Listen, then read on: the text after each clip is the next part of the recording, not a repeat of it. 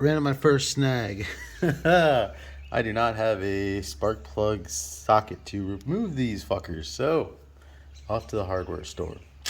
I know, guy, fucking shit ton of tools does not have a hardware to remove socket. But hey, I don't really change spark plugs. Usually I'll let HPJ do that, so that's probably why I haven't. So that's where I am. So basically my goal, hopefully today, is to get that done and then get the other side done. Son of a bitch. Kicking my goddamn impact.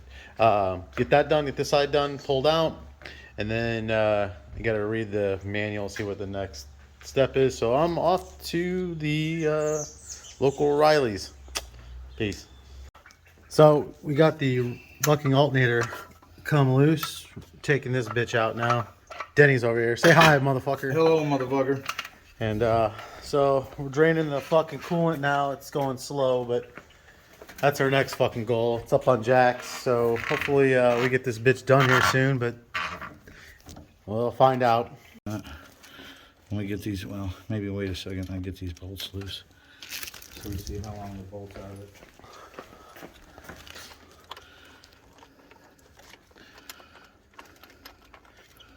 Yes, we got this one here. I just don't know if we got any other ones down in here that we got to yank off.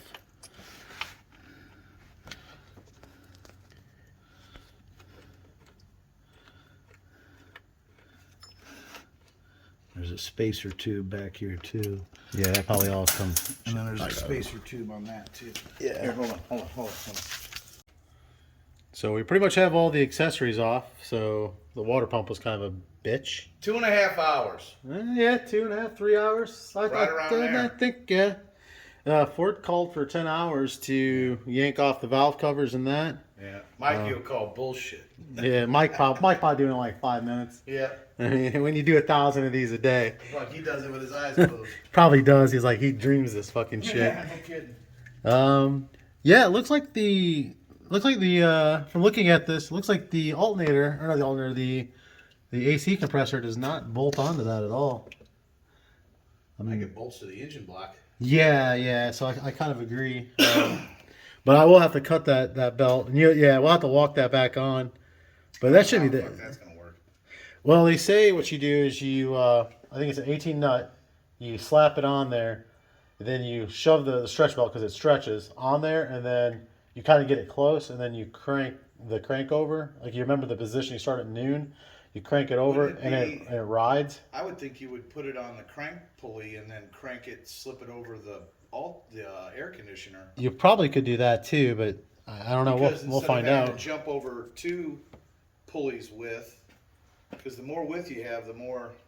Yeah, we'll find out when we get to that part. I mean, that is what it is. But either that or fuck air conditioning. Race car, right? Mm-hmm. Yeah, you can see where race cars always come back.